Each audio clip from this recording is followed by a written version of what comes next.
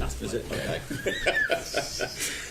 First of all, Arne, obviously Virgil committing his future to the club on the back of Mo doing the same. What kind of statement do you feel the club is making by tying those two down?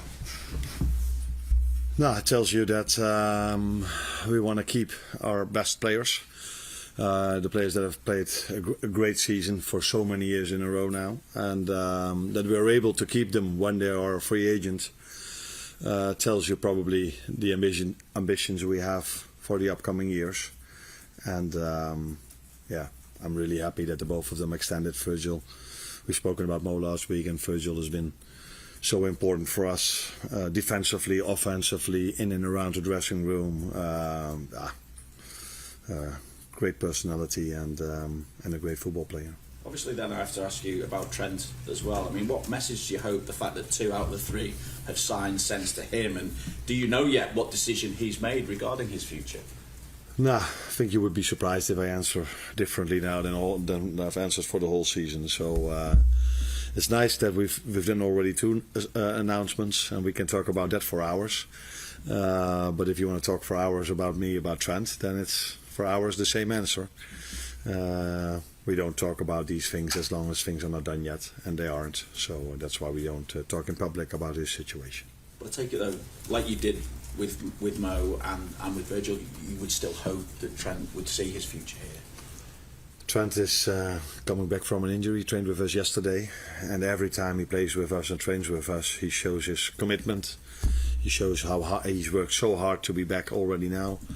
And the moment he's on the pitch, he shows me what a great football player he is, and how much he's involved in us trying to achieve our goals this season. He's worked so hard during the whole season and now in his rehab to be back with the team again.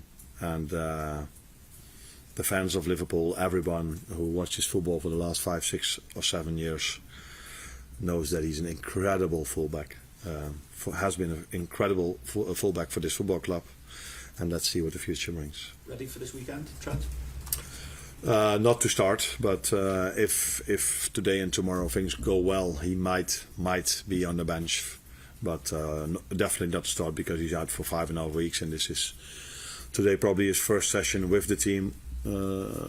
Was Wednesday, I think. He did parts of the team session, so he's not able to start, but hopefully he can be able to join us, because for Connor he's been out for a long time, so for him to play 90 isn't easy as well. So it would be nice if Trent is with us during the weekend. Yes. The goal is obviously to get over the line. What thought have you given that this weekend could be the weekend that you clinch the Premier League title? Well, my thoughts are not on that at all. My thoughts are all, as always, on Leicester and on our team. How to improve, what can we do better. So we couldn't do many things better in the first half against West Ham. We could do a lot of things better in the second half. So during the start of the week we've worked on that a lot, and now we are working towards Leicester. One game at a time, and influence the one we can influence on, and that's the Leicester game. Thank you. Yeah. Arne, have you not given it any thought what this weekend might hold and what next weekend might hold? The honest answer is no, but I'm not sure if you believe me, but that is the honest answer. My whole life I'm living in the moment, in the day, and I'm not looking backwards a lot, and I'm not looking forward a lot, because it's the type of person that I am, that I'm not constantly looking back at what I've achieved at former clubs. Or that is also so difficult in football. People constantly tell you try to enjoy the whole journey and blah blah blah. But the only thing as a manager you're thinking of, during the weekend there's a game coming up as well, and we need to win that, and we need to win the next, and we need to win the next. So maybe that's one of the reasons, because I'm already so long in football, that you get used to the fact of living day by day and trying to influence day by day. Yeah, fair enough. Just going back to Virgil then, how important a figure do you feel he is for this football club? It's almost difficult to describe, because you know how important he is when you see him play. So that's what we all see. Everybody has given him compliments over the years so many times about how good he is as a defender. I like I mostly watch football and looking at ball possession. So he's so good in bringing the ball out from the back. His diagonal passes are of course known by everyone towards Mo, but the amount of times he plays balls through the lines, the timing when he passes it, and then the leader he is in and around this AXA training center. That is something I haven't worked with a player like him in terms of leadership. So the energy he brings to the team in every single training session, and how professional he is for himself, but also tries to influence his teammates, especially the younger ones. I think Ryan is a great example of that. He's constantly on him, trying to make him even more of a professional than Ryan already is. But Ryan wasn't used to playing so many games, so he's constantly on him. So he's having a big influence at this club. But the main influence he has is, of course, in the weekend, and that is also the thing he has to focus on mostly. But the good thing with him is he also attributes here at the AXA, and hopefully he can do that in the upcoming 2 seasons as well. Thank you. Yes, sir. You say upcoming 2 seasons. I just wonder with Virgil, how long do you think he can play at the very highest level for? In recent years, we've seen Thiago Silva playing at 39 for Chelsea in the Premier League. Has Virgil got the potential to be at that level for many years to come? That is difficult because I can only judge him on the quality he has now, and I'm not an expert in what is then the reason why Thiago could do this and what you need to have to do this. The one thing that first comes to my mind is stay fit. If a player at any age is out for 2 or 3 months, I've noticed that this season even more than the years I've worked at different clubs, because I think here this is the highest level there is in football, the Premier League. And if you're out here for 2 or 3 months, it's quite hard for players to come back immediately to their old level. So my first take is stay fit. And if he would stay fit, I see no reason why he would regress. But and the club as well. Otherwise, we wouldn't have given him a 2-year contract. And a lot of talk among fans about the number 9 position and how different players have played that role this season. I just wonder, going forward, what kind of qualities do you want in your number 9, and what would suit your tactics from that position, ideally going forward? You want a difficult answer or a simple answer? Let's go somewhere in the middle. The simple answer is what you want from a number 9: goals. Yeah. That's why you play a forward, not only a winger, but also your number 9. So he needs to produce goals. And apart from that, I think in modern day football, a number 9, like a right winger, like a midfielder, like a defender, they need to work hard and be part of an intense pressing team. If you look at the teams that are now playing in the semi-final of the Champions League, they are all 11 players that work their ass off. Is that or can I? Yeah, that's still okay.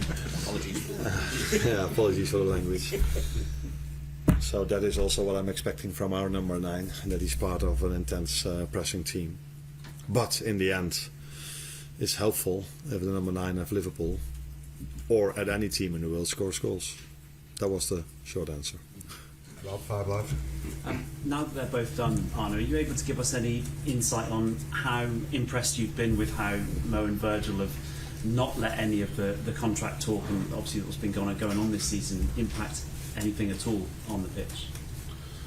Yeah, but maybe pundits, media always assume that we are so affected by what's been said in the media. But if you are playing so many years at this level, like Virgil and Mo do, I don't think you're affected anymore by what people say. And these 2 players are also not. If they wouldn't get a contract anywhere around the world anymore, it's not like they don't have enough money to do some groceries next season. So probably they're not worried. They're not as worried as you might think they were about their situation. You might give the club some compliments that they played so well, maybe because they had to play for a contract, which is, I think, not true, because they played 6 years so well when they had a contract. But I think these players are old enough that they are not affected by what's been said in the media. And Virgil's spoken recently about it being a big summer for the club, and you don't often hear that from players, but maybe telling of obviously his stature within the squad. But how important was that to the two of them, Virgil and Mo, that obviously there are those assurances of the club building for the future, of course? Yeah, I think at Liverpool there's always a big summer at a club like this, and it's already a big summer now because maybe the players don't follow everything what's been said in the media, me neither, but what I do know sitting here every time that it was a big thing. Can we hold on to him? Can we hold on to him? And by holding on already on 2, it's already a big summer.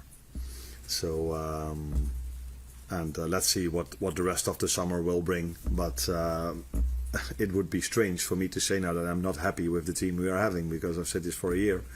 So we are happy with the team we're having, so maybe if we can even keep that team, that would already be a big summer. Carl?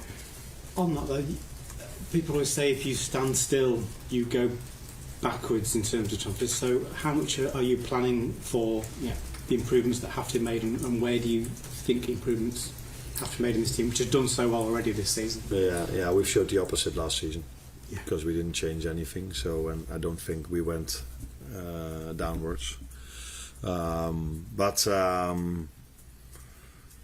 I in general I agree with you, but there's also lots of study being done. The longer a team plays together, the more success it has. So I think the core of the team you want to keep as long as you can together, as long as they are performing in the best possible way. But it is also in general good to have some new energy in and around the place with 1 or 2 new players. That I agree on.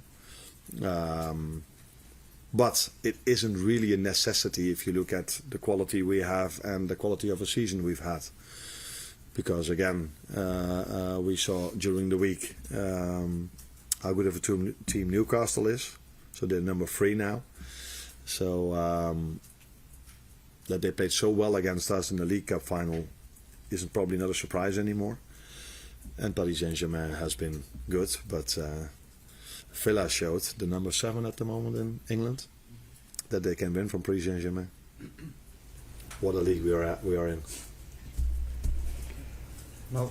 Hi Arne, we've spoken over the course of the season about frustration and maybe people focusing on results rather than performances, but in recent weeks it feels like it's flipped a little bit, with lots of pundits talking about Liverpool's performances not being great, maybe calling it a bit of a wobble, but the reality is over the last 6 games you've actually gained 5 points on Arsenal at this crucial point of the season. Do you think that there's not been enough focus on Liverpool's resilience at this stage of the season? That's difficult to judge because I don't follow everything what's being said. What I see is that indeed I think we've won 5 out of the last 6 games. And what I've seen is during the whole season, I've said this I think multiple times, the first 32 games we've played in the Premier League were apart from 3 or 4, they were all tough, but when you look at the results, I think we've won many games with 1 or 2 goals difference, and only 2 or 3 with more than 2 goals difference. So that tells you that it is a very good league we are in, and how hard it is to win a game of football. And I'm not bothered by opinions of pundits. That's where they are for. They need to have an opinion. And yes, we didn't play well the second half against West Ham. So if they tell we didn't play well the second half against West Ham, I have to totally agree with them. But let's look back at Wolves away. We didn't play well for 90 minutes, and that was the start of the season. So it's not the first time that we don't play well. Wolves at home, second half performance, not 1 shot on target. So I think you can look at it both ways. You can see it as a big compliment that you then are where you are in the league, where we are, or you say it's not the team like City that was at halftime last season either 2-0 up, either 3-0 up, or 4-0 up. Yeah, that would be the next step for us. Well done for the Beatles. If that's still possible, because Pep says that isn't possible in the current Premier League anymore. But everyone is going to try to next season. He, Mikel, and me as well. Beatles. Thanks, Arne. Thank you. Take care.